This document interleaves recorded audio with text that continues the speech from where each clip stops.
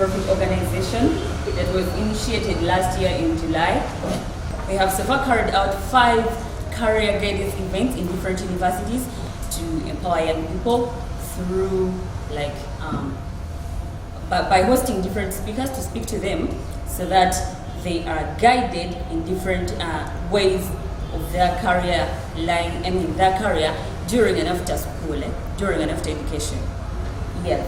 And as Bakash Media, we are planning to have mentorship projects for young people so that they are guided more in their career life during and after school. Yes, and I'm happy that we have people here that have worked with us along journey, right from the beginning up to now, and ready to work with us forever. Mr. Luganda, Emma, thank you so much for being with us. Humphrey Navimanya, thank you so much. And Mr. Kwezi, thank you so much. Yes, thank you guys for coming through. Thank you for supporting Bakash Media. Today is our first career breakfast. And our theme today is understanding the power and the purpose of journalism. But with that, allow me to introduce our panelists. We have Sharon Chomdisha. She is the news anchor and reporter, UBC TV. Yes. We also have Kana Rundume, an investigative journalist from NBS TV. Yes. Thank you so much for coming. We need to know what is journalism in Uganda? How do people perceive the word journalism in Uganda? Journalists. What is the power of journalists in Uganda? Yes. We need, as Ugandans, we need to know the problems journalists are facing and why do some journalists quit their jobs and start up something different? Why would they leave their jobs of being journalists? Something like that. Yes. And like we all know that journalism is for the voice of the voiceless. They represent the people.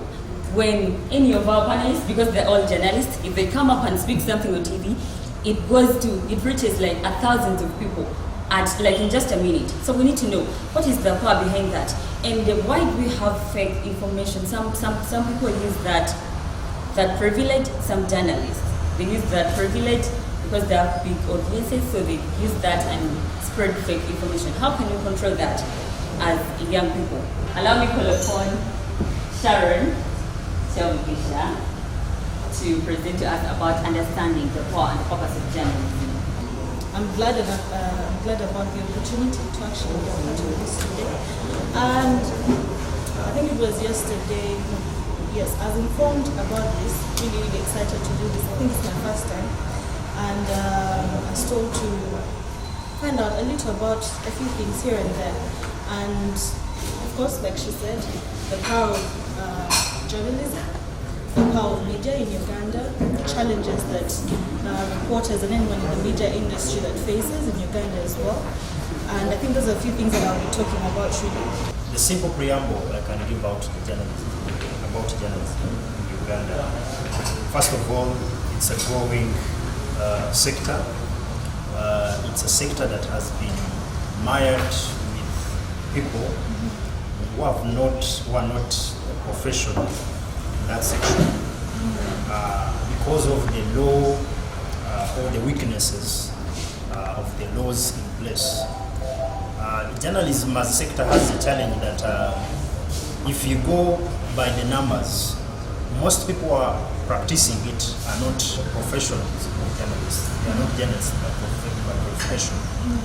Secondly, that has come out in the effect in the way how they conduct themselves in terms of ethics. What shapes a profession is the ethics, it's the professionalism in practice. But the journalism sector in Uganda is facing that. Secondly, I can say it's an investment that is done by mostly entrepreneurs, not professionals of that section. So it brings out all these challenges, being marginalized, as the MC was saying, But journalism on the other side, it's a developing thing. And it's we people who are practicing it, who are in it, to shape it, to energize it, to give it a fashion, to give it a trend. In Uganda, I think what I can say is if we really practice and respect what our job, definitely other people respect it. So what I can call upon people who are practicing it is first of all value it. It's a growing trend in Uganda. Yes, very true. Thank you so much. Well, like you said, I think journalism is unbiased production and distribution of reports on current or past events based on facts and supported with evidence. Proof. So, of course, some of the things that is talked about are things that we'll later get into, but we've seen the journalism industry, the media industry grow in Uganda. Uganda, we're on the journey of understanding, even and believing that because of democracy, we can be able to be heard and we're the voice for those that cannot speak in the journalism sector. And so the fact that in the description that I found, what I read to you, is that there's unbiased production and distribution. That means that, information shouldn't really just be one-sided. You should be objective as a journalist. Maybe in there, as I continue to speak, I have to be mentioning characteristics of a good journalist or something like that. So, unbiased. You can't just take one side. If it's an issue, you find out. It just can't be one-sided. You find out the missing parts, and it might even, every story has, for every story there's something that happened to one party and another. But as a journalist, it's even your duty to go ahead and find out more things that actually happened within the story because you might miss it. Now, understanding the power and purpose of a journalist. A journalist basically is, then people used to study and practice, and they would be in the field, they would be in the profession, and they would be professional. But right now, like you said, I'll just expand on that. We've had so many people move from that, and also the trend, the fact that journalism is now moving from traditional journalism of just newspapers, TV, you only wait for what they're giving you. We have so many aspects that are now playing a huge role into changing that very facet. So it looks like journalism actually has more facets to it now, because now we have citizenry journalism where everyone, because you have a smartphone, you can actually report. Because right now we have bloggers, we have so many things, so there's like a trend and a change of things, and we can never look back. Actually, it's like we have to catch up, with this profession. But for those that have been in there, for those that have practiced, there are those elements, the things that make a good journalist, that make a good story, things that, emphasize the point of even just doing what you're supposed to do as a journalist. Now, in Uganda today, we've had so many issues with some TV stations. I know you've watched, I think I'm going all over that. We've watched some stations or some newspapers, and there's also a trend of fake news. Have you guys heard of fake news? Even in Uganda, it's not just in America, where Trump is always talking about fake news. We have a trend of fake news. So because of that, we've also seen that as if we don't have enough professional journalists, we don't have people that actually are looking at what makes a good journalist, the elements, the core values, which include being independent. You are trying to be educative, you're trying to be informative, and letting the public decipher and taking the information for them to make a good judgment. Journalists have the power to influence public perceptions, bear responsibility to tell the truth, and make sure people's voices are heard. As journalists, we actually have a big responsibility, and indirectly have so much power to shape narratives, to shape agendas, to just make sure that people have all the information and then make up their minds and make very good decisions depending on what we provided. So really, the roles of journalism are for us to get the information to the public, to provide entertainment and relaxation, to concentrate on news that have wider audiences. We're able to make good choices. We're able to understand what to do because there's a lot to pick from. It provides analysis and interpretation of international development, So sometimes you might think that, whatever happens in Uganda doesn't really affect anybody out there. But journalism, that's why we have international news. For example, we have Donald Trump and Biden standing for presidency, and whatever the outcomes are, they'll obviously affect Uganda in one way or the other. So even keeping up with, knowing and being able to get all this information the right way and the right information is still one of those roles of what journalism does for us. So all those things are very important, and those are some of the roles of journalism. So it's really not going anywhere. We might have it changing, but we're still going to stay. We really need information, and journalism is very important. It develops cultural and intellectual interests of the public, stay away from, and then, one of the things that I think even the veteran journalists will always emphasize is for us to stay away from stories where factual content can't be verified.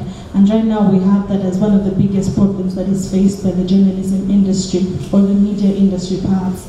And since there's a growth of citizenry journalism or journalists, everyone is mandated, or everyone feels like they want to record and be a part of the first people that break a story.